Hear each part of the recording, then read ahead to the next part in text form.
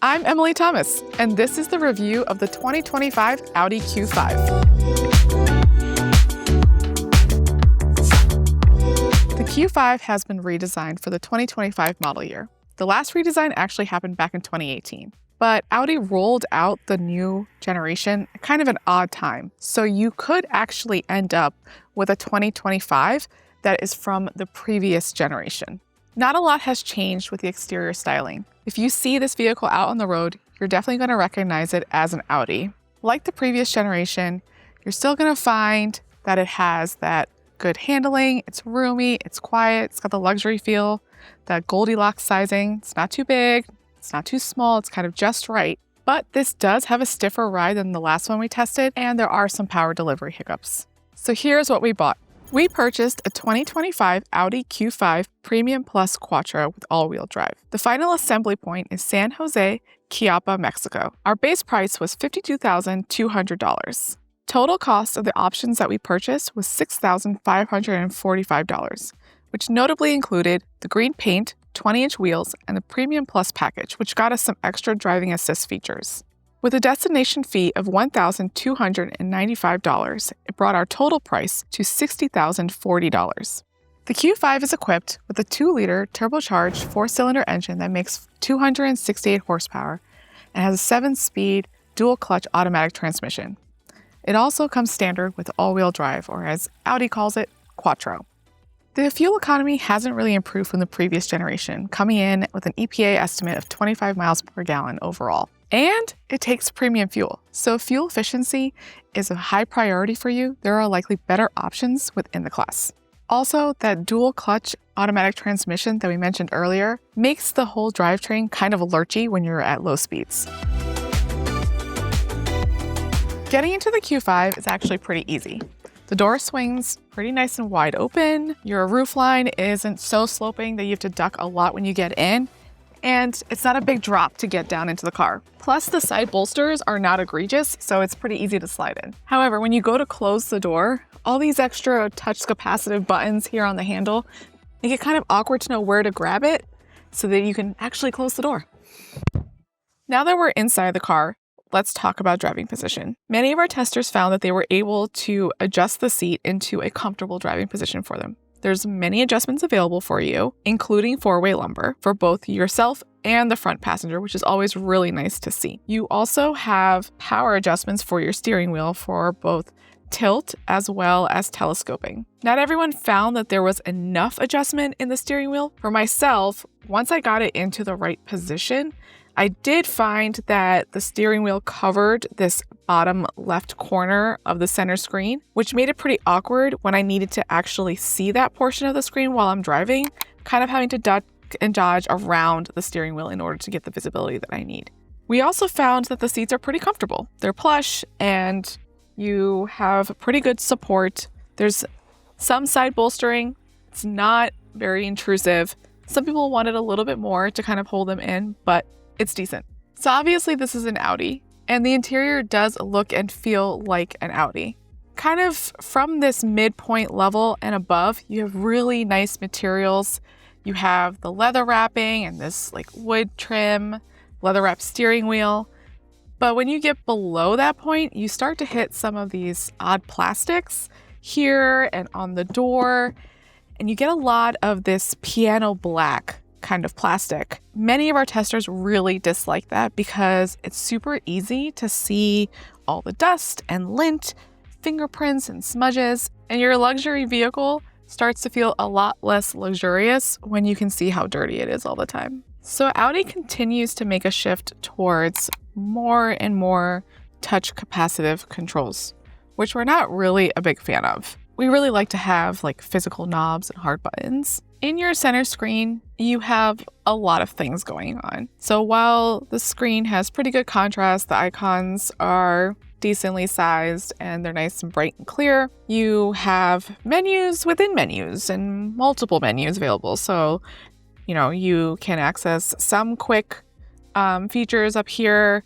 You can get to the vehicle and like safety menus. There's a separate climate menu. So down here you have like sort of your climate like nav bar, and some of the settings are available to you. You're also able to access your heated seats from this main bar, but things like fan speed or trying to adjust where your vents are blowing and, you know, things like that, or just even being able to like do climate for the rear. All of that is within the additional menu. The good news is that it does come standard with wireless Apple CarPlay and Android Auto. You also have a wireless charging pad here under the center screen. On your steering wheel, you have more touch capacitive buttons, including your heated steering wheel. In order to do the adaptive cruise control, though, you have the typical Audi stock, which can be easy to use once you get to know it, but some of our testers found that even over time, it's still a little bit awkward knowing which way to push, pull, or toggle the settings in order to adjust your speed, adjust your gap distance, turn the system on and off, etc. And then, as I mentioned before, your driver side armrest has a lot of buttons. You have this whole touch capacitive panel up here on top that's really easy to accidentally swipe, or if you're just trying to rest your hand, you can touch something that you don't want to. It includes the electronic child door locks, which I love having as a mom and a safety tester. I love having those right there, easily accessible for both sides. But having all of that plus some lighting options, and then you have your window controls further back in sort of a little bit of an awkward spot. It's just not very intuitive, and it's not the best implementation. It is really nice that we get a physical volume button and that you can actually adjust your vent directions and turn them on and off with real knobs. The gear selector is kind of this unconventional rocker system. It's not terrible to figure out, but you do need to realize that to put your vehicle into park, you're not using the rocker selector. You are going to use this push button for park. As far as in-cabin storage goes, you have 2 decent-sized cup holders, and the door pockets are actually quite large. You could fit like a really large water bottle in there as well. Under your center armrest, you have a decent-sized center console bin, and this armrest is actually height adjustable, which is nice. The only challenge is that if you have it at one of the higher heights, you can see everything that you've stored in there. You also get this funny little spot right in front of the center console, which kind of really looks big enough for maybe like a chapstick. Getting into the back seat is a little bit tougher than the front seat because the door doesn't open up quite as wide and you do have more of a sloping roofline. Many of our testers found that the rear seats were pretty comfortable, they had good headroom, and they actually thought that it was pretty spacious. They didn't really like how cheap these storage pockets were. And in terms of being able to fit your family back here, because a lot of people might be considering a Q5 as a family vehicle, when I had my 2 kids, which are in forward-facing car seats, they actually felt like it was actually pretty tight back here. We used to have an A3 for our personal car, and they didn't feel like it was that much more spacious than what they had in the A3.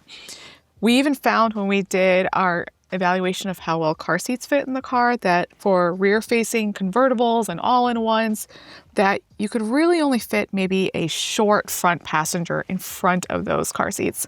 So that's definitely something to consider if you are a family that has kids in rear-facing car seats.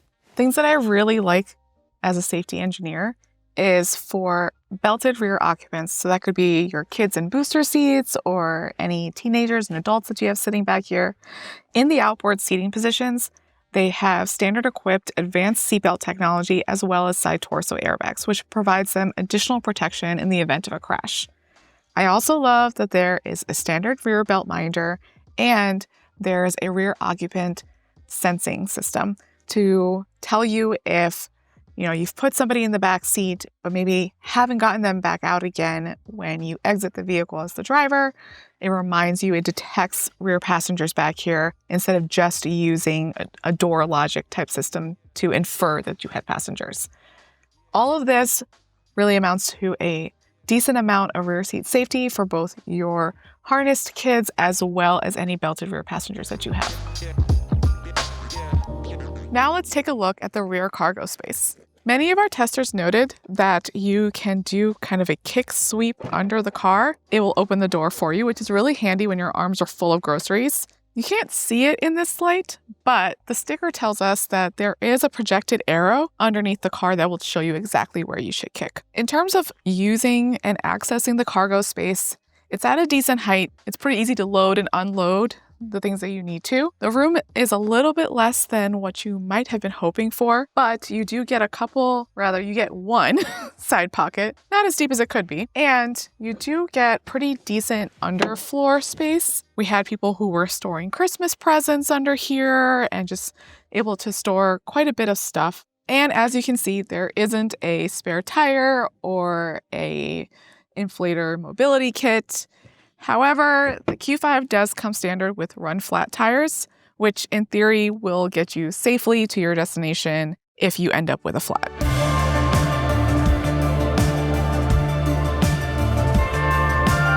One thing I really like when I'm driving the Q5 is that as you start to get going, the seatbelt will snug up on you. It's called a pre-tensioner, and essentially it's just removing the extra slack that's in the seatbelt and preparing you to be in a good, safe position in case you get into a crash. It's there for both the driver and front passenger standard equipment. Driving the Q5 is pretty good, especially when you're at highway speeds. You have good handling, it's kind of sporty. It's actually a pretty quiet cabin. There's a little bit of noise that comes through, but nothing egregious. As we mentioned before, the transmission has some hiccups. It really shows itself when you're trying to get off the line and accelerate, or if you have to come to a slower speed when you're on the highway because of traffic and you're getting back up to speed again, you're gonna feel that lurching. And that's where the Q5 feels the most unrefined.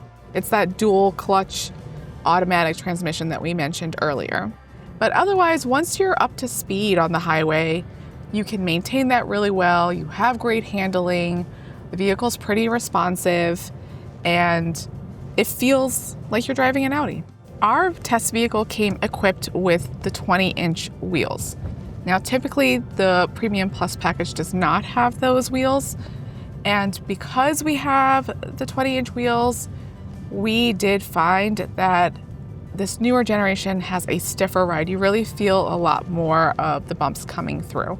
In terms of visibility, I found that I had pretty good visibility. The rear window is nice and wide and high, and so it fills up my rear view mirror just the way that I like it. Additionally, the front A-pillars are not too thick where it's obstructing my view, and you have your side view mirrors that are mounted to the outside of the vehicle, so they're not blocking a ton of space. In terms of safety features, the Q5 does come standard equipped with all of the active safety features that CR finds to be most effective and most important for you to have. As far as driver assist, it does come standard equipped with the adaptive cruise control, and if you get the Premium Plus or Prestige packages, you'll be able to get their adaptive cruise assist, which also includes a lane centering assist.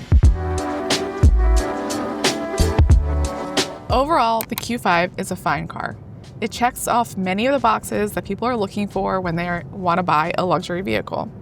However, if fuel economy and reliability are really high priorities for you, there are better options within this class. But if you love Audis and you have your heart set on an Audi, you're going to find yourself in a familiar place and you're not going to be disappointed with the Q5. For our full test results on the Q5 and other luxury SUVs, go to consumerreports.org.